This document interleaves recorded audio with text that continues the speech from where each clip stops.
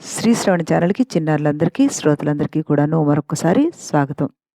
ఈరోజు మనం 12వ శ్లోకాన్ని చెప్పుకోబోతున్నాం. ఇది లలిత అమ్మవారి సౌందర్యానికి సంబంధించింది.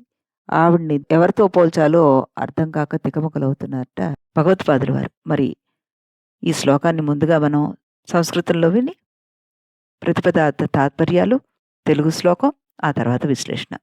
ఈ వరుసలోనే మనం చెప్పుకుందాం. ముందుగా శ్లోకం.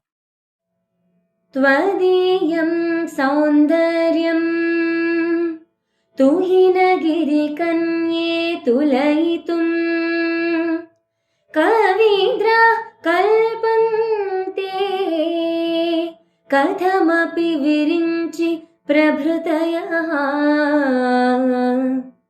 यदा लोकौत्सुक्य दमरललना यान्ति मनसा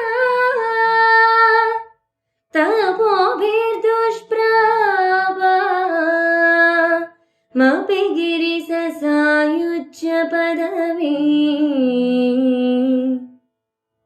ఆరవి రాగంలో అమ్మవారి సౌందర్యాన్ని చాలా చక్కగా పాడి వినిపించింది మనకి కుమారి లక్ష్మీ శ్రావణి. ఆ అమ్మాయికి ఆశీస్సులు తెలుపుతూ మనం దీని ప్రతిపదార్థ తాత్పర్యాలను వినేద్దాం. ముందుగా, తుహినగిరి కన్యే, హిమవంతుని కుమార్తె అయిన పార్వతి, త్వదీయం నీకు సంబంధించిన సౌందర్యము, అందాన్ని, తులయితుం పోలిక చేసి చెప్పడానికి, విరించి అంటే బ్రహ్మ, ప్రభృతయ మొదలైన వాళ్ళు, కవి ప్లస్ ఇంద్ర, కవీంద్రాహ అన్నారు కదా, కవి ప్లస్ ఇంద్రాహ కవివరులు, కల్పంతే వర్ణించడానికి, కథమపి ఏ విధంగా కూడా సమర్థులు కాలేకపోతున్నారు, యత్ నీ అందము, అమరలలనాహ అప్సరసలు ఆలోక్య చూసి, ఔత్సుక్యాత్ ఉత్సాహం వలన, తపోభిహి అపి తపస్సులు చేసి కూడా, దుష్ప్రాపం కష్టముతోటి పొందసఖ్యమైన, గిరిష పరమేశ్వరుని, సాయుజ్య ఐక్య రూపాన్ని,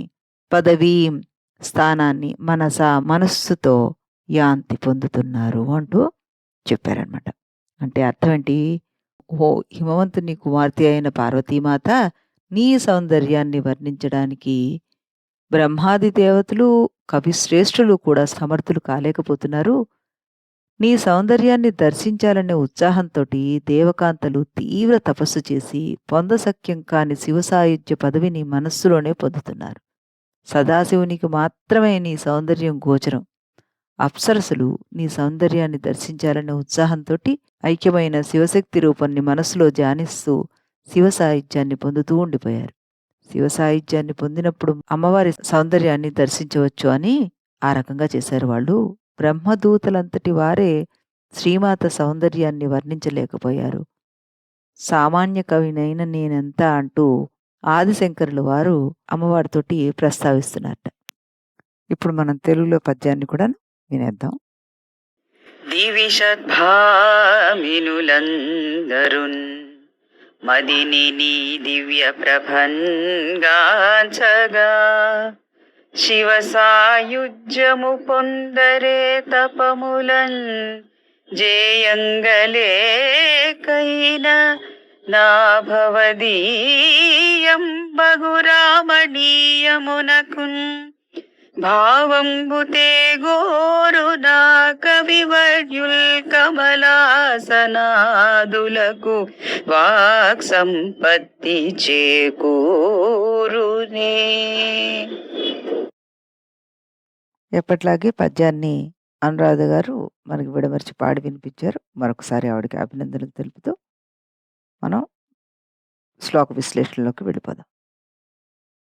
ఇందులో మనం శ్రీ లలితా సహస్రనామంలో మనోవాచామ గోచర అన్నది చెప్పుకోవచ్చు, కామేశజ్ఞాత సౌభాగ్య మార్ధవోరుద్వయాన్విత అన్నది చెప్పుకోవచ్చు, నిరుపమ అన్నది చెప్పుకోవచ్చు, మహాలావణ్య సేవతి అంటూ కూడాను చెప్పుకోవచ్చు అనమాట. ఇకపోతే ఇప్పుడు మనం తెలుగులో అనురాధ గారి పద్యాన్ని ముందుగా మనకి మనోవాచామ గోచర అన్న లలితా సహస్రనామం యొక్క మనాంసి చ వాచశ్చ మనోవాచః తేషాం తాసాంచ గోచర అవిషయః యతో వాచో నివర్తంతే అప్రాప్య మనసా సహ ఇది శృతేః అన్నారు. శృతి మనకి ఏం చెప్తుంది అంటే, మనస్సుకు, వాక్కునకు కనిపించినటువంటిది. వాక్కులు ఎవరిని వర్ణింపలేక మరలి వెళ్ళిపోతున్నాయో, ఎవరు మనస్సుతోటి దాన్ని పొందలేరో అది అంటూ చెప్తున్నారు. అలాగే మనకి విష్ణు పురాణంలో కూడాను ప్రహ్లాదుడి మాటలు కొన్నున్నాయి. దాంట్లో ఏం చెప్తున్నారు? మనోవాక్కాలకు అతీతమైన జ్ఞానుల జ్ఞానానికి మాత్రమే గోచరమయ్యే ఉండే పరమేశ్వరుకి ప్రణమిల్లుతున్నాను అంటాడు. యాతీత గోచర వాచా మనసా చ విశేషణ జ్ఞాన జ్ఞాన పరిచ్ఛేద వందే తాం ఈశ్వరీం పరాం అన్నాడాయన. అంటే కానిది, ఎవరి మనస్సు, వాక్కు పరిశుద్ధంగా లేదు, పరిపక్వ అవస్థను పొందలేదో అట్టివారి మనోవాక్కుల చేత తెలియబడింది ఆ దేవి అని అర్థం అన్నమాట. అంటే మనస్సు, వాక్కు ఆమేచ అపరిపక్వం అవడం చేత మనోవాచమే. అవి కానివి అమనోవాచం. వాని గోచారం అమనోవాచ గోచారం అంటారనమాట. దేవి మనోవాక్కాలకు గోచరం కానిది, కానీ పరిపక్వము కాని మనోవాక్కులకు గోచరం కాదు అని అర్థం అన్నమాట. ఇకపోతే రెండో నామం మనం కామేశ జ్ఞాత సౌభాగ్య మార్ధ్వవో రుద్వయాన్విత అన్నాం. కామేశేనైవ జ్ఞాతే తదే సాక్షికే సౌభాగ్యమర్థవే లావణ్య కోమలత్వే యయోస్తయోః ఊర్వోద్వయేన అన్విత అన్నారు. కామేశ్వరుడికే ఎరుకైన లావణ్యము కలది. ఇక్కడ ఊరుల గురించి ప్రస్తావించారు. కానీ ఇందులో మనం అర్థం చేసుకోవాలి ఏంటంటే, దేవి ఊరులు కాంత్యాతిశయము అతి మృదువైనవి. ఇది శివుడికి మాత్రమే తెలుసు. ఎందుకు శివుడికి మాత్రమే తెలుసు అంటే, శివుడిలో ఆవిడ సగభాగం కాబట్టి. ఆవిడ శరీరానికి సంబంధించిన ప్రతి అంశం తెలుసు అంటే అర్థం ఇంకెవరికి తెలియదు, ఆయనకే తెలుస్తోంది అంటే అర్థం ఏమిటి? ఆయనలో ఆవిడ సగభాగం కాబట్టి. మన శరీరంలో ఒక పక్క ఏదైనా అనిపిస్తే అది రెండో పక్కకు మనకి తెలుస్తుంది కదా. అలాగే శివుడికి ఒక పక్క ఆవిడున్నారు కాబట్టి ఆవిడకి సంబంధించిన ప్రతి విషయం ఆయనకి తెలుస్తుంది అని చెప్పడం ఇందులో. మహాలావణ్య సేవదిహి, ఇందులో మహాలావణ్య సేవదిహి అన్నారు కదా. ఈ నామంలో సేవధి అనేది పదం పుల్లింగ పదం.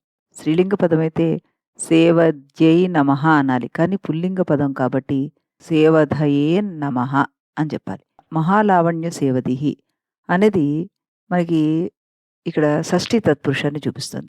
ఈ పదంలో ఉత్తర పదం సేవదిహి, ఇది పుల్లింగం కాబట్టి మహాలావణ్య సేవధయే నమః అని చెప్పాలి. మహాలావణ్య అంటే అతిశయించిన అందానికి, సేవదిహి గని, అమ్మవారి చైతన్యంతో కూడిన అద్భుతమైన సౌందర్య నిధి ఆవిడ.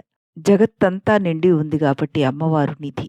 జగత్తులో ఎక్కడో ఒక్కచోటే అమ్మవారు కనబడరు, అంతా ఆవిడలోనే ఉంది. వస్తువుల ద్వారా, వ్యక్తుల ద్వారా ఒక ఆకారం, పరిధులు, పరిణామాలు ఏర్పడుతున్నాయి. కానీ ఇవేవీ లేకపోతే అంతా ఆవిడే.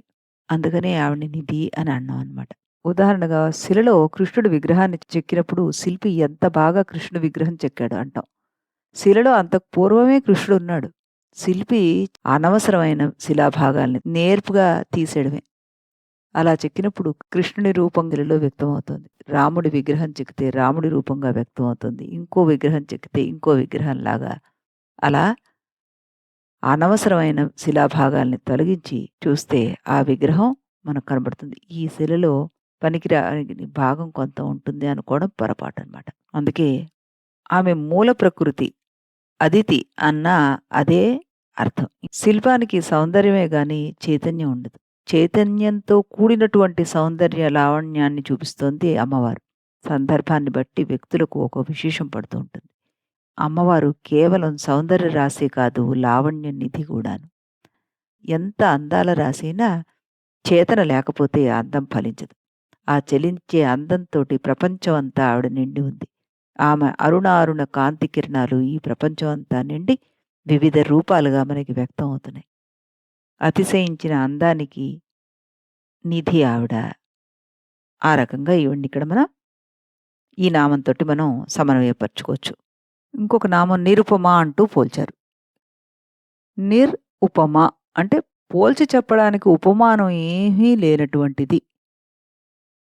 ఆవిడతో పోల్చడానికి వీలుగా తుల్యమైనటువంటి వస్తువు అసలు ఏదీ లేదు.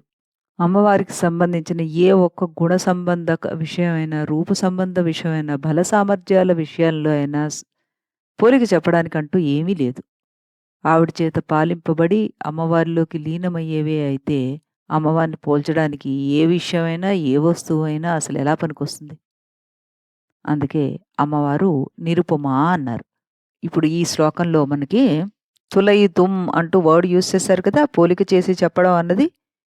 ఎవరు కూడాను ఆవిడని దేనితో కూడాను పోల్చి చెప్పలేరు. అది మనకి నిర్ధారణ అయిపోయింది ఈ నామాలతోటి.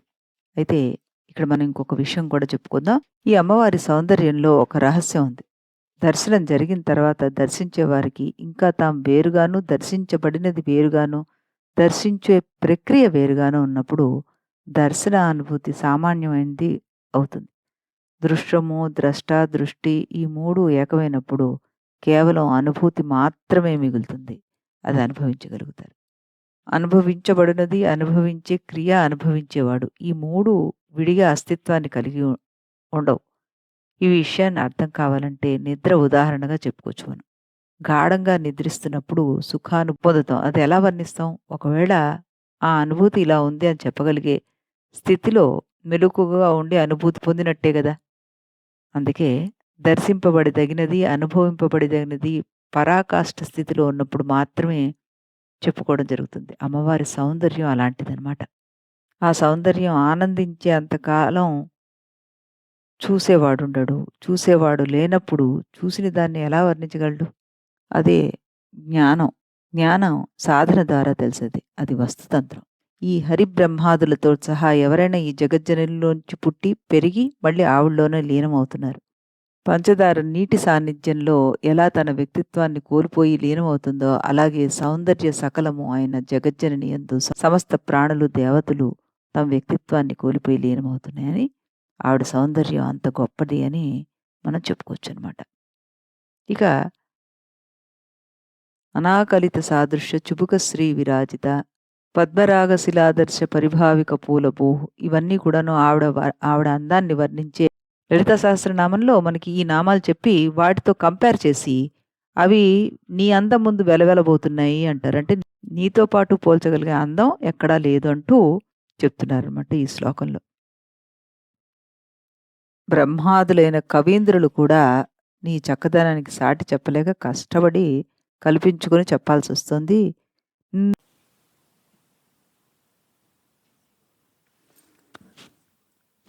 ఈ రకంగా అమ్మవారి సౌందర్యం వర్ణించడానికి ఎవరికీ సాధ్యం కాదు.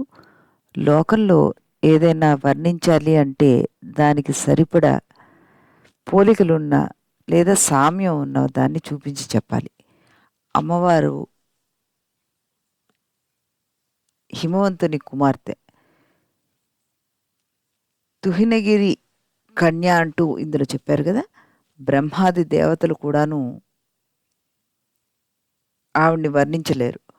బ్రహ్మ అంటే వేదాలు విరచించినవాడు, సరస్వతి భర్త, వాచస్పతి. లోకంలో ఆయన్ని సృష్టించిన అందాన్నే కవులు వర్ణిస్తూ ఉంటారు. మరి ఆయనే వర్ణించలేనటువంటి సౌందర్యాన్ని ఇంకెవరు మాత్రం వర్ణించగలరు? బ్రహ్మ సృష్టిలో అందమైన వారు అప్సరసలని మనం చెప్పుకుంటాం.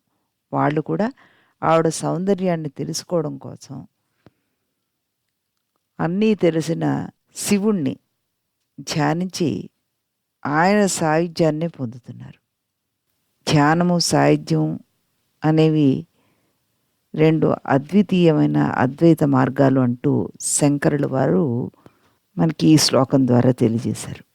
తపస్సు చేతనో మరే దీక్షాదుల చేతనో సాధించలేనటువంటి, చేరలేనటువంటి ఆ శివ సాయుధ్యము మనస్సుతో అంటే ధ్యానం అనే యోగంతో అప్సరసలు కూడా పొందుతున్నారు.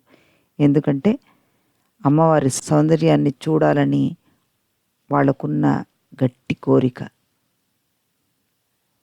ఈ రకంగా శ్లోకాన్ని మనం ఇక్కడ అన్వయించి చెప్పొచ్చు అనమాట. దీనికి దీర్ఘచతురస్రాకారపు యంత్రాన్ని చెప్తారు. దీంట్లో సౌ అన్న అక్షరాన్ని బీజాక్షరం కింద చెప్తారనమాట. ఈ యంత్రం చేసిన వాడికి వసిత్వ సిద్ధి కూడా కలుగుతుంది అంటూ చెప్పుకుంటూ ఉంటారనమాట. అలాగే ఇది పఠించిన వాళ్ళకి కవితా శక్తి బాగా పెరుగుతుంది అంటూ కూడాను చెప్తుంటారు. ఎప్పుడు చెప్పుకున్నట్టుగానే ఈ యంత్రాలు కానీ, ఈ బీజాక్షరాలు కానీ ఏది మనం గురుముఖతః మాత్రమే నేర్చుకోవాలి. దేన్ని కూడాను మన అంతట మనం ప్రాక్టీస్ చేయకూడదు. మళ్ళీ మనం రేపు మరొక శ్లోకంతోటి కలుద్దాం. అంతవరకు సెలవు.